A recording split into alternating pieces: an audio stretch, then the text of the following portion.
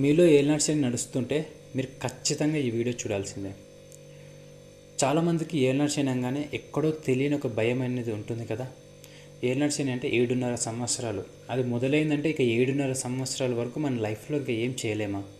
పెళ్ళి కాని వాళ్ళు పెళ్ళి కాదా, లైఫ్లో సక్సెస్ఫుల్ రాదా, ఏజ్ అయిపోతుంది, మరి ఏంటి అనేది చెప్పి చాలామంది తెలియని ఒక భయంకరమైన ఒక ఆందోళన ఉంటుంది కదా మనసులో.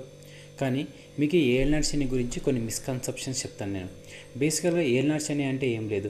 శనీశ్వరుడు మన చంద్రుణ్ణి సంచరించేటప్పుడు, గోచారంలో సంచరించేటప్పుడు ఆ ఒక ఎఫెక్ట్ అనేది మన ఒక ఒత్తిడి, మన మైండ్ మీద ఒత్తిడి అనమాట. ఆయన మన ఒక డెసిషన్స్ని తన కంట్రోల్లోకి తీసుకోవడం లాంటిది. సింపుల్ చెప్పాలంటే బేసికల్గా శనీశ్వరుడు దృష్టి చాలా పవర్ఫుల్గా ఉంటుంది. కానీ ఏలినాడు శని అప్పుడు ఆయన నేరుగా మనతో పాటు వచ్చి కూర్చొని మనకు లెసన్స్ నేర్పడం లాంటిది అనమాట. శనీశ్వరుడు ఒక స్ట్రిక్ట్ టీచరు.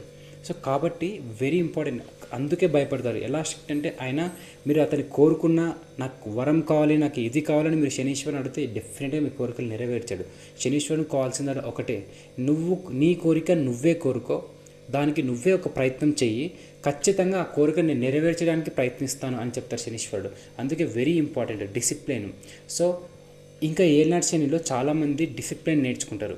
ఎవరైతే మనం చూస్తుంటాం కదా, వీడు ఇలా ఉండే ఇలా అయిపోయాడు అని అనుకుంటాం కదా, అది కేవలం ఏలినాటి శనిలో మాత్రమే సాధ్యం. తనకు తానే లెసన్లు నేర్చుకుంటారు. దీనివల్ల అడ్వాంటేజ్ ఏం తెలుసా? మీ లైఫ్లో ఉండే టాక్సిక్ ఫ్రెండ్స్, ఫేక్ ఫ్రెండ్స్ అనమాట, మిమ్మల్ని మీరు ఒక నల్ల బంగారంగా ఊహించుకోండి. శనీశ్వరుడు వచ్చి దాన్ని మంటల్లో వేసినంత మాత్రాన బంగారం కరిగిపోయి నాశనం అయిపోదుగా, ఒక అద్భుతమైన మెటీరియల్గా బయటకు వస్తుంది అనమాట. సో కాబట్టి చాలామంది అబ్జర్వేషన్ చేస్తే ఏలినాటి శని అయిపోయిన తర్వాత ఎవరు ఎక్స్పెక్ట్ చేయనంత అద్భుతమైన రిజల్ట్స్ చాలామందికి వస్తాయన్నమాట. ఇక ఏలినాటి శనిలో పెళ్ళి అవ్వదనే అపోహ ఉందా? పెట్టుకోకండి. చాలామందికి ఏలినాటి శనిలో పెళ్ళి అయ్యింది. మీకు ఫేమస్ చెప్పాలంటే షారుఖ్ ఖాన్ కూడా ఏలినాటి శనిలో పెళ్ళింది, కాకపోతే కొంచెం బాధ్యత ఉంటుంది.